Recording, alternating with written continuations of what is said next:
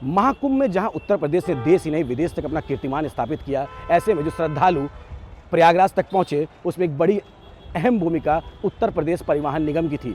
और अब परिवहन निगम की बात करें तो 2017 के बाद से 2025 चल रहा है, इतने सालों में लगभग बीते 8 सालों में योगी सरकार में जो परिवहन निगम का कायाकल्प है वो बिल्कुल बदल चुका है। हम आपको दिखाना चाहते हैं, इस समय हम राजधानी लखनऊ के अवध बस डिपो पे हैं और आप इस बस स्टैंड को देख सकते हैं कि किस तरह से आधुनिक ढंग से इस बस स्टैंड को बनाया गया है। और आधुनिकता की बात करें तो पहले के समय में जिस तरह एक टीन छप्पड़ में जो बस स्टैंड हुआ करते थे, लोग गर्मियों से परेशान होते थे, उनको बैठने की अच्छी जगह नहीं मिलती थी, लेकिन अब जो बस स्टैंड जो नया रूप देखने को मिल रहा है वो आप साफ साफ देख सकते हैं कि अवध बस स्टैंड किस तरह से हाईटेक ढंग से बनाया गया है। अगर बात करें तो इस बस स्टैंड से प्रतिदिन लगभग 450 बसों का आना जाना होता है।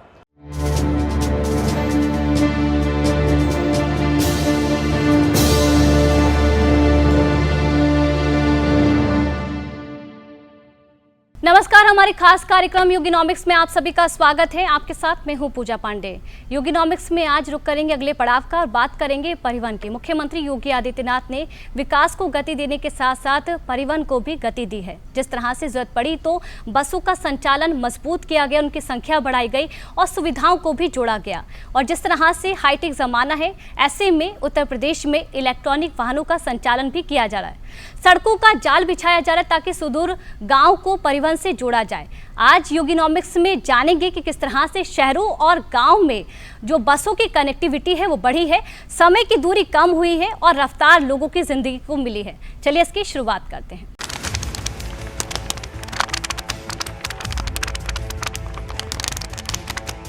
ये महज कुछ सेकंड में जो बदलाव तस्वीरों में दिखा है, दरअसल वो फासला कई वर्षों में तय हुआ है। जब योगी आदित्यनाथ ने 2017 में सत्ता संभाली थी, उसके 4 महीने बाद परिवहन विभाग के ही एक कार्यक्रम में उन्होंने इसको लेकर जो कुछ कहा था उसका अंदाजा लग जाएगा कि 2017 में यूपी में परिवहन विभाग के सामने चुनौतियां पहाड़ सी सीना ताने खड़ी थी। उसे निराशा में एकटक देखना और मायूसी में मुट्ठियां तानना ही रवायत बन गई थी। लेकिन आज भी हम सबके सामने चुनौती है कि उत्तर प्रदेश के परिवहन निगम को हम कैसे आत्मनिर्भर भी बनाएं और साथ साथ यह जनता की सुरक्षित यात्रा का एक बेहतर साधन भी बन सके। प्रतिवर्ष करोड़ों लोग जाते हैं, यात्रा करते हैं, अपने गंतव्य तक पहुंचते हैं, लेकिन सुरक्षित यात्रा एक चुनौती हम सबके लिए बनी है। देश के सबसे बड़े सूबे यूपी में रोडवेज का नाम आते ही 80 और 90 के दशक में पैदा हुए लोगों के जहन में जो तस्वीर आती थी उसे तकदीर मान लिया गया था। सीएम योगी के सामने सबसे बड़ी चुनौती ये थी कि उन्हें एक ऐसे राज्य का परिवहन सिस्टम को बदलना था जो अपने आप में कई देशों से बड़ा था। साल 2017 में यूपी में रोडवेज की करीब 12,000 बसें थी, जबकि साल 2019 तक यूरोपियन यूनियन के सदस्य स्लोवाकिया में सबसे ज्यादा 10,000 सरकारी बसें थी। वहीं 2019 के आंकड़ों में डेनमार्क और स्विट्जरलैंड में 6,000 सरकारी बसें दौड़ रही थी, जबकि स्कॉटलैंड में 3,800 सरकारी बसें थी। यूपी का परिवहन निगम के बसों का बेड़ा दुनिया के कई देशों के निगमों से कई गुना बड़ा है, लेकिन आप ये जानकर हैरान रह जाएंगे कि बीते साल परिवहन निगम की बसों ने कई देशों की आबादी से ज्यादा सवारियों को मंजिल तक पहुंचाया है। साथ यूपी परिवहन निगम की बसों ने एक साल में जितने किलोमीटर तय किए हैं, उनके पृथ्वी के एक छोर से दूसरे छोर तक कई हजार बार चक्कर लगाया जा सकता है। यह आंकड़ा ये बताने के लिए काफी है कि यूपी में परिवहन निगम की जिम्मेदारी, उनका लोगों के जीवन पर असर कितना बड़ा और गहरा है। पृथ्वी का व्यास 12,756 किलोमीटर है। मतलब पृथ्वी के बीच से अगर एक पतली लाइन लेकर दूसरी तरफ मिलाएं तो वो 12,756 किलोमीटर लंबी होगी। अब यूपी परिवहन निगम की बसों ने 143.1 करोड़ किलोमीटर एक साल में तय किया है। मतलब साल 2024-25 में परिवहन निगम की बसों ने पृथ्वी के व्यास यानी कि डायमीटर पर 11,22,052 चक्कर लगाए हैं।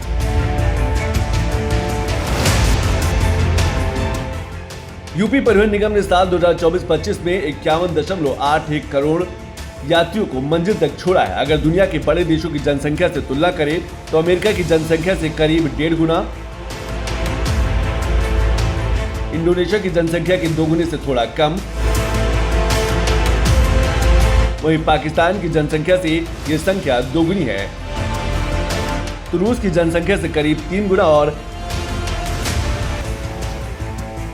इंग्लैंड की जनसंख्या के करीब 7 गुना है। बल्कि आबादी के लिहाज से भी दुनिया के आधे से ज्यादा देशों से बड़ा है। लिहाजा चुनौतियां भी पहाड़ जैसी ही थी। रोडवेज बसों पर एक बड़ी आबादी अपने सफर की जरूरतों पर निर्भर रहती है।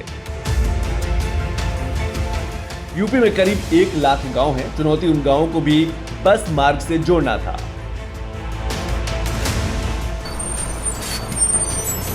यूपी की आबादी करीब 25 करोड़ है। यूपी में 97,941 गांव है। 2017 तक करीब 30,000 गांव बस रूट से नहीं जुड़े थे। 1 लाख राजस्व गांव हैं उत्तर प्रदेश के अंदर। लक्ष्य हमारा होना चाहिए उन सभी 1 लाख गांवों में परिवहन निगम अगर चाहें तो यह रेलवे से और एयर कनेक्टिविटी से बेहतर सेवा दे सकता है। 1 लाख गांवों को, कुछ को परिवहन निगम और कुछ पे पीपीपी मोड पर अनुबंधित बसेज के माध्यम से उन गांवों को सेवाओं से आप जोड़ सकते हैं। आवश्यक नहीं कि सब जगह आप 50 सीटर बसेज ही भेजें, उस जगह 30 सीटर बसेज भेजिए, 20 सीटर बसेज भेजिए, जोड़िए। किसी यात्री के साथ चीटिंग नहीं होनी चाहिए। सीएम योगी एक टफ टास्क मास्टर है, ये बात पूरी दुनिया जानती है। जब चुनौती बड़ी होती है तो विजन सबसे जरूरी होता है। कुछ ऐसी चुनौतियां थी जिसको पार किए बिना यूपी में रोडवेज का वो मुकाम नहीं मिलता जिसका लक्ष्य रखा गया था। जब योगी सरकार ने 2017 में सत्ता संभाली तो सबसे पहले चुनौती थी रोडवेज की छवि को पॉजिटिव करना। दूसरी चुनौती थी लोगों का रोडवेज पर भरोसा फिर से स्थापित करना और खुद रोडवेज विभाग को ये भरोसा देना कि बदलाव संभव है। यूपी में रोडवेज बसों को सुरक्षित करने और लोगों में सुरक्षा का भाव पैदा करना एक बड़ी चुनौती थी। इसके अलावा मौजूदा इंफ्रास्ट्रक्चर को न सिर्फ मजबूत करना था बल्कि उसे यूजर फ्रेंडली बनाने की भी चुनौती थी। बस सेवाओं का आधुनिकीकरण कर उसको प्राइवेट सेवाओं की श्रेणी में रखना नीति के साथ साथ नियत के लिए भी बड़ा टास्क था। साथ ही टेक्नोलॉजी का इस्तेमाल कर यूपी रोडवेज को महिलाओं के लिए सुरक्षित बनाना भी एक बड़ा लक्ष्य था। चुनौतियां बड़ी थी, लक्ष्य भी आसान नहीं था, लेकिन सीएम योगी ने जो टारगेट दिया था उसको हर हाल में हासिल करना था। इस बदलाव को समझने के लिए योगिनॉमिक्स की टीम ने यूपीएसआरटीसी यानी उत्तर प्रदेश राज्य सड़क परिवहन निगम के मैनेजिंग डायरेक्टर मासूम अली सरवर से संपर्क किया। मासूम अली सरवर यूपी परिवहन निगम के सबसे बड़े अधिकारी भी हैं और इस बदलाव के एक अहम किरदार भी हैं। माननीय मुख्यमंत्री जी का बड़ा स्नेह रहा है हमारे रोडवेज के प्रति। तो उत्तर प्रदेश रोडवेज को अभी देखा जाए तो पिछले 2 वर्षों में जितनी धनराशि माननीय मुख्यमंत्री जी ने रोडवेज को उपलब्ध कराई है उतने मुझे लगता है कि पिछले 50 सालों में कभी इतनी धनराशि उपलब्ध नहीं कराई है। ये अपने आप में बहुत बड़ी बात है। जो कर्मचारी हैं, अधिकारी हैं, अगर टोटल रोडवेज को देखा जाए तो इनकी संख्या लगभग 50,000 होती है। 50,000 की संख्या में अगर देखें तो एक परिवार में अगर 5 लोग भी हैं तो एक तरीके से 2.5 लाख लोगों का लालन पालन हमारे रोडवेज पे ये डायरेक्टली कहीं ना कहीं हम पर निर्भर है, रोडवेज पर निर्भर है। यानी हमारी भी तनख्वाह निकलती है तो मैं भी रोडवेज पर निर्भर हूँ। उसी प्रकार से लगभग 2.5 लाख लोगों का परिवार चलता है रोडवेज से। सरकार में बदलाव 3 स्तर पर होता है। इतिहास गवाह है कि जब भी किसी सरकारी विभाग या निगम में आमूल-चूल परिवर्तन हुआ है तो उसमें तीनों स्तर एक सीध में, एक साथ, एक दिशा में आगे बढ़े। यूपी के परिवहन निगम में बदलाव की इस कहानी को समझने के लिए तीनों स्तर को समझना बेहद जरूरी है। बदलाव का पहला स्तर होता है सरकार की मंशा, उसकी नियत और नीति। दूसरा स्तर ब्यूरोक्रेसी का होता है क्योंकि ब्यूरोक्रेसी का साथ ही सफलता की पहली सीढ़ी बनता है। और तीसरा स्तर होता है उस विभाग के कर्मचारियों का लक्ष्य काम के लिए समर्पण। यूपी परिवहन निगम में बदलाव की कहानी दरअसल उस सफलता की सीढ़ी है जिसको योगी सरकार ने तीनों स्तर पर साधा है। काम मुश्किल भी था, रास्ता कठिन भी था, लेकिन संकल्प और सिद्धि के बीच किन किन तरह सामंजस्य बिठाया गया, इसको यूपी के परिवहन मंत्री दयाशंकर सिंह ने योगिनॉमिक्स की टीम को समझाया। सड़क दुर्घटनाएं भारत की सबसे बड़ी दिक्कतों में से एक है। हर साल भारत में लाखों लोग रोड एक्सीडेंट में अपनी जान गंवाते हैं। ये सिर्फ जनहानि नहीं बल्कि आर्थिक हानि का भी बड़ा जरिया बना है। खुद केंद्र सरकार का लक्ष्य अगले 5 साल में रोड एक्सीडेंट की गिनती को आधा करना है। केंद्रीय मंत्री नितिन गडकरी ने पिछले आंकड़ों को बताया कि भारत में साल 2024 तक करीब 4.8 लाख रोड एक्सीडेंट हुए थे। रोड एक्सीडेंट में भारत में साल 2024 में 1.8 लाख लोगों की जान गई। रिपोर्ट के मुताबिक रोड एक्सीडेंट से भारत का जीडीपी के ऊपर लगभग 3% का नुकसान होता है। केंद्र सरकार का लक्ष्य साल 2030 तक रोड एक्सीडेंट 50% कम करने का है। जिस मुश्किल से पूरा देश जूझ रहा है उसी से यूपी भी जूझ रहा था। यूपी में रोडवेज बसों की भी इसमें हिस्सेदारी थी। योगी सरकार ने परिवहन निगम में जो सबसे पहला और बड़ा काम किया वो है सुरक्षा पर। यूपी में रोडवेज बसों के एक्सीडेंट का आंकड़ा एक समय काफी बढ़ा भी था, जिससे होता यह था कि सुरक्षा को लेकर तमाम तरह के सवाल थे। योगी सरकार ने एक एक करके इन सवालों को सुलझाया और एक समय यूपी की सड़कों पर जो टक्कर वाला हाथी होता था वो संकट का साथी बन गया।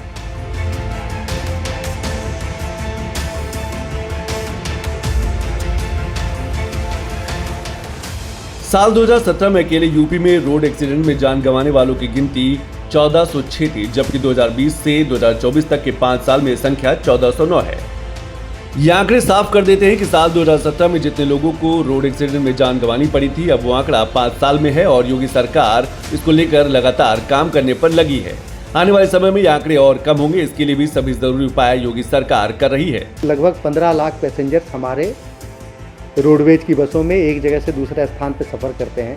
यह भी आर्थिक गतिविधियों का महत्वपूर्ण केंद्र है, क्योंकि उसमें स्टूडेंट्स होते हैं जो कि स्कूल कॉलेज में जाते हैं, व्यापारी होते हैं जो अपने व्यापार के लिए एक स्थान से दूसरे स्थान पर जाते हैं, कोई अपने स्वास्थ्य के लिए इलाज कराने के लिए जाता है, कोई किसी को प्रशासनिक काम होता है वो इसके लिए एक स्थान से दूसरे स्थान पर जाता है, कोई अपने सगे संबंधियों के यहाँ जाता है। तो इस प्रकार से देखें तो पूरी आर्थिक और एक सामाजिक संरचना और जो गतिविधियाँ होती है उसमें रोडवेज का एक अत्यंत महत्वपूर्ण स्थान है।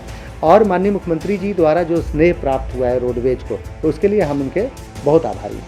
एक होता है रिस्क सूचकांक। रिस्क सूचकांक एक ऐसी प्रणाली है जो किसी भी संभावित जोखिम या खतरे की गंभीरता और संभावना का मूल्यांकन करती है। यूपी रोडवेज का रिस्क सूचकांक लगातार कम हो रहा है, मतलब यूपी रोडवेज की बसों में सफर करना लगातार सुरक्षित हो रहा है। साल 2018-19 में यूपी रोडवेज का रिस्क सूचकांक 8.09 था, मतलब हर 1 करोड़ यात्री पर बस एक्सीडेंट में 8.09 लोगों की मृत्यु होती थी। साल 2025 के दिसंबर तक ये रिस्क सूचकांक 6.32% रह गया। सुगम यात्रा और सुरक्षित यात्रा ये हर नागरिक का अधिकार है और ये सरकार का दायित्व बनता है कि जिस विश्वास के साथ वह यात्रा एक पैसेंजर करता है, हमें उस पैसेंजर के उस अधिकार को अपने कर्तव्यों का ईमानदारी पूर्वक निर्वहन करते हुए करना चाहिए। और मैं आह्वान करूंगा, सड़क दुर्घटना से होने वाली मौतों को रोकना। एक एक जान हमारे लिए बहुमूल्य है, कीमती है। एक एक व्यक्ति की कीमत हमारे लिए महत्वपूर्ण है और उस व्यक्ति की उसके परिवार के लिए, समाज के लिए, राष्ट्र के लिए वो अपने आप में एक अमूल्य निधि है। इसलिए सड़क दुर्घटनाओं को रोकना, किसी भी एक्सीडेंट से होने वाली मौत को रोकने के लिए व्यापक जागरूकता का अभियान प्रारंभ करना। यूपी में परिवहन निगम को सुरक्षित करने और बसों को आरामदायक बनाने के लिए योगी सरकार ने परिवहन निगम के साथ मिलकर इस दिशा में लगातार काम किया है। ड्राइवरों के लिए कुछ मानक बनाए और सबसे बड़ी बात, इन मानकों की कड़ाई से पालन करवाया गया, जिसका नतीजा अब सबके सामने है। सुरक्षित यात्रा की जिम्मेदारी बस चालकों की होती है। ऐसे में यूपी में चालकों के चयन में 2 स्तर पर कठिन टेस्ट होता है। पहला टेस्ट क्षेत्रीय समिति लेती है, उसमें पास होने के बाद दूसरी परीक्षा प्रशिक्षण संस्थान कानपुर में होता है। दोनों टेस्ट पास करने वालों को ही नौकरी दी जाती है। इसके अलावा सुरक्षा के लिए भी सभी चालकों का नियुक्ति के समय आई टेस्ट होता है और 40 साल पार के चालकों का हर साल आई टेस्ट होता है। बस चलाते समय ड्राइवर नशे में न हो, इसके लिए निरीक्षण दल ड्राइवरों का ब्रेथ एनालाइजर टेस्ट करता है। अगर कोई ड्राइवर नशे में पाया गया तो उसको सजा मिलती है और तुरंत दूसरे ड्राइवर का इंतजाम किया जाता है।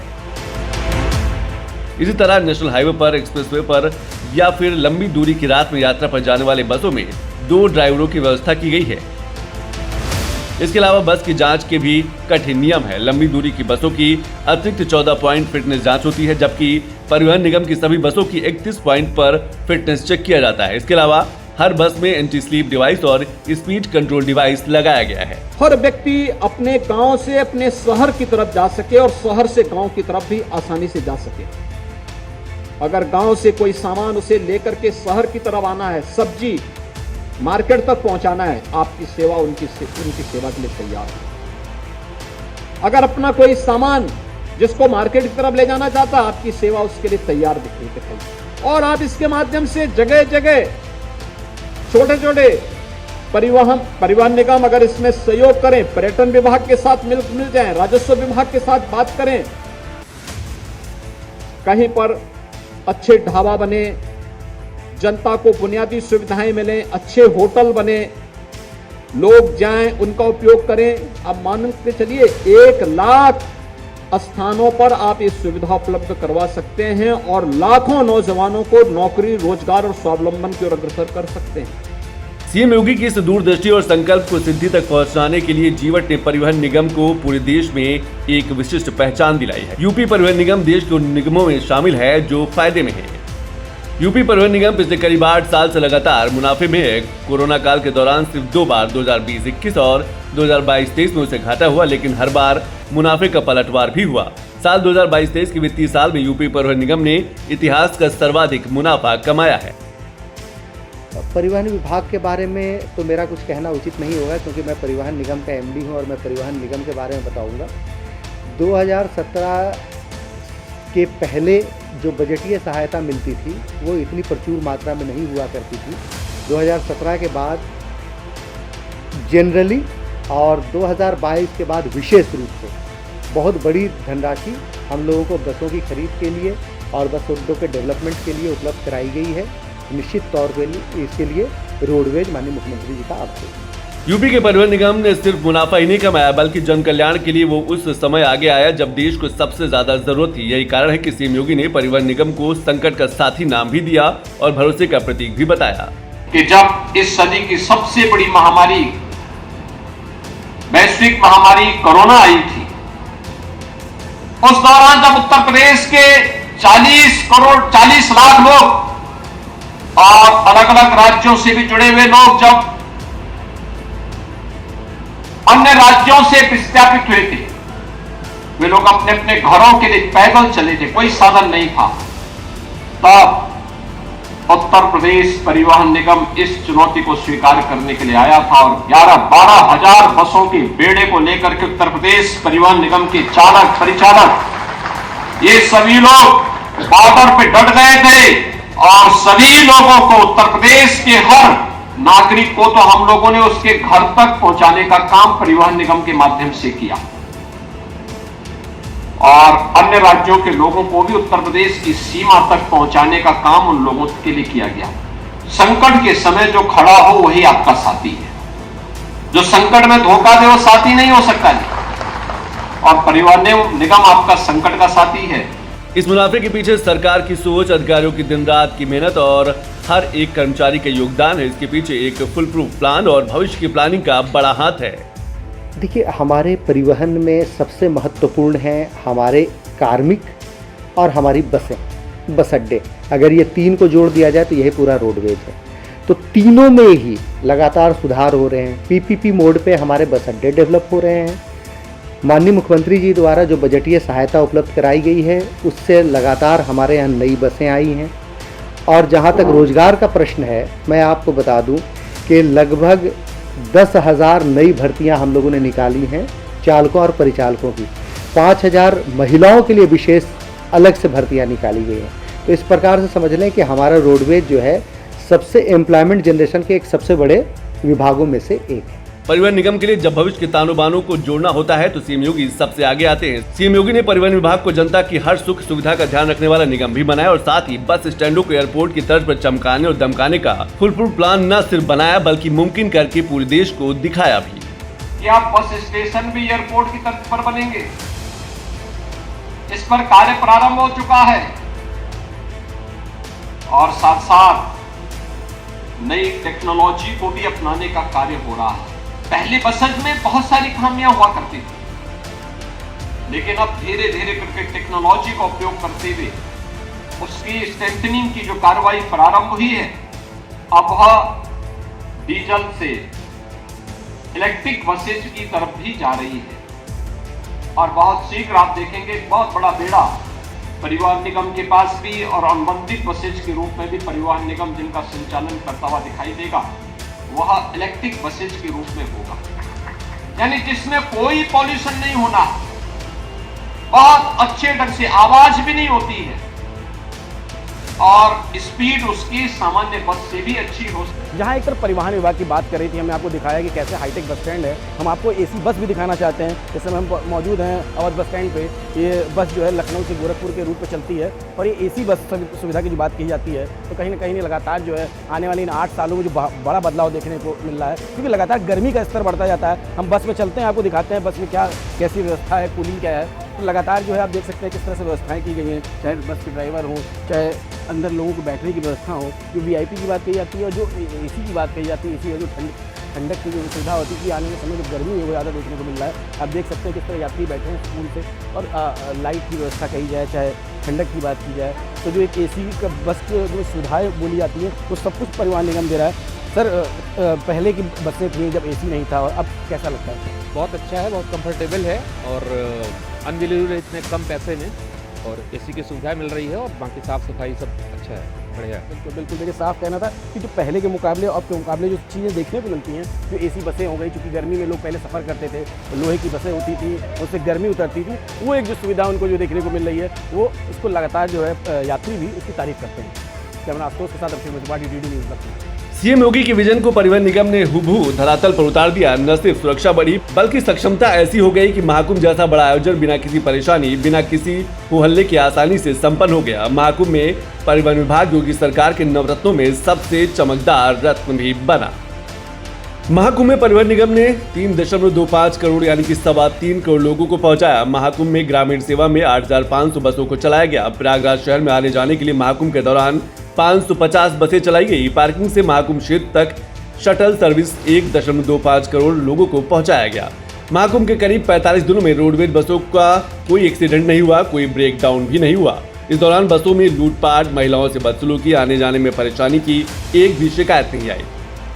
मैं बता दूं कि हम लोग लगातार पिछले महाकुंभ के शुरू होने के 1 साल पहले से हर दिन ऐसे तैयारी करते थे जैसे अगले महीने कुंभ होने वाला है। हमारे साथ सभी अधिकारी, कर्मचारी, यहाँ तक कि जो रिटायर हो गए थे उन लोगों को भी हम लोगों ने जोड़ा, पुरानी फाइलें देखी, लगातार मीटिंग्स की, इंस्टीट्यूशनल मेमोरीज जो थे उनको देखा, जो पिछली बार की जो कमियाँ रही हैं पहले, उन कमियों को इस बार वो कमियां ना हो, इन सब को दृष्टिगत रखते हुए पूरी तैयारी की गई। तो मैं कह सकता हूं कि जो 1 साल का जो यज्ञ चल रहा था उसकी पूर्णाहुति इस महाकुंभ के अवसर पर थी। खुद सीएम योगी ने महाकुंभ संपन्न हो जाने के बाद एक खास कार्यक्रम आयोजित कर परिवहन निगम और उसके अफसरों, कर्मचारियों को न सिर्फ अभिनंदन किया बल्कि महाकुंभ में ड्यूटी करने वाले परिवहन निगम के हर कर्मचारी को 10-10 हज़ार रुपए की प्रोत्साहन राशि भी दी।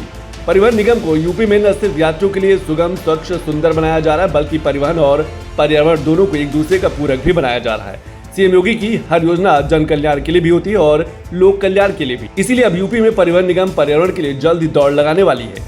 यूपीएसआरटीसी के पास अभी 13,274 बसें हैं। 2024-25 में यूपीएसआरटीसी अपनी 45% बसों को इलेक्ट्रिक करेगा। फरवरी 2025 तक यूपीएसआरटीसी के पास 349 सीएनजी और 35 इलेक्ट्रिक बसें हैं। 2026 तक UPSRTC commission for air quality management के लिए 2,500 इलेक्ट्रिक बसें बेड़े में शामिल करेगा। पिछले 8 साल में यूपी का परिवहन निगम न सिर्फ बसों के बेड़े के मामले में देश में अव्वल है बल्कि टेक्नोलॉजी के इस्तेमाल में भी पूरे देश के लिए एक बड़ी मिसाल बना है। सीएम योगी की प्रेरणा से परिवहन विभाग ने टेक्नोलॉजी का इस्तेमाल यात्रियों की सुविधा और सुरक्षा के लिए किया है, जिसका फायदा पूरी दुनिया को दिख रहा है।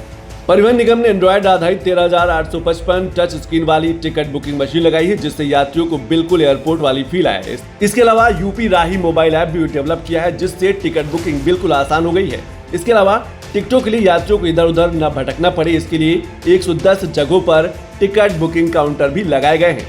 सुरक्षा के लिए AIS 140 आधारित वाहन ट्रैकिंग सिस्टम निगम बसों में लगा है। सुरक्षा की बात करें तो मार्गदर्शी ऐप भी परिवहन निगम ने विकसित किया है, जिससे यात्रियों की सुरक्षा, सुविधा, इमरजेंसी सहायता, नजदीकी स्टॉपेज और यात्रा को पूरा करने में लगने वाला वास्तविक समय की जानकारी महज कुछ क्लिक्स से मिल जाती है। निगम ने 100 अहम बस स्टेशनों पर LED डिस्प्ले स्क्रीन भी लगाई है, जिससे बिल्कुल एयरपोर्ट की तरह बसों के आने जाने की पूरी जानकारी मिलती है। सभी बसों की निगरानी और सुरक्षा सुनिश्चित करने के लिए सेंट्रल कमांड कंट्रोल रूम और 20 रीजनल मॉनिटरिंग सेंटर भी स्थापित किए गए हैं, जिसकी दिन में 24 घंटे निगरानी होती है।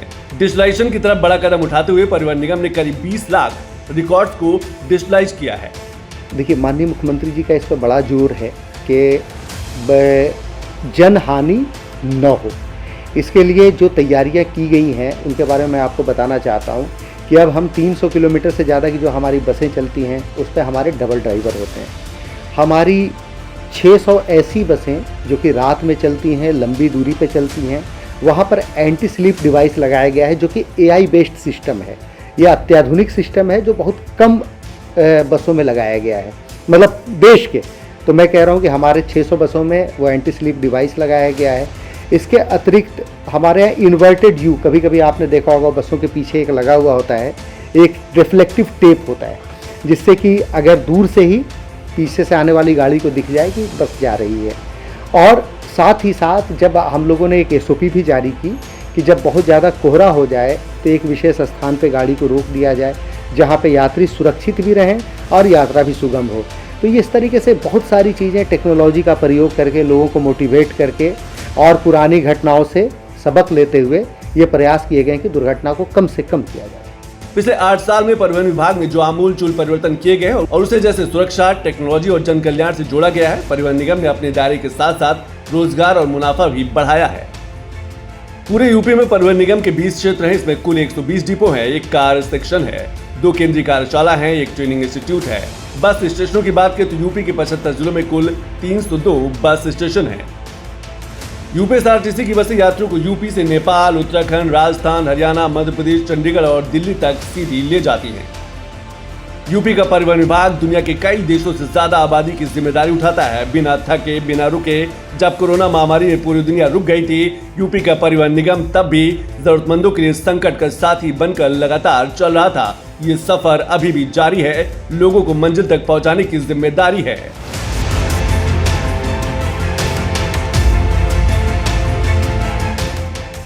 तो देखा आपने किस तरह से परिवहन को लेकर उत्तर प्रदेश में लोगों की स्थिति में सुधार हुआ है, जिस तरह से खच्चर जिंदगी देखने को मिलती थी। और अब परिवहन में या परिवहन के इंफ्रास्ट्रक्चर में जितनी भी ज़रूरी स्थिति को बनाने के लिए सुविधाएं ज़रूरी है, उसको लेकर मुख्यमंत्री योगी आदित्यनाथ लगातार जोर दे रहे हैं, ध्यान दे रहे हैं, और इसको लेकर तमाम जो कार्य हैं वो भी हो रहे हैं। आज इस खास कार्यक्रम में मेरे साथ फिलहाल के लिए इतना ही। नमस्कार।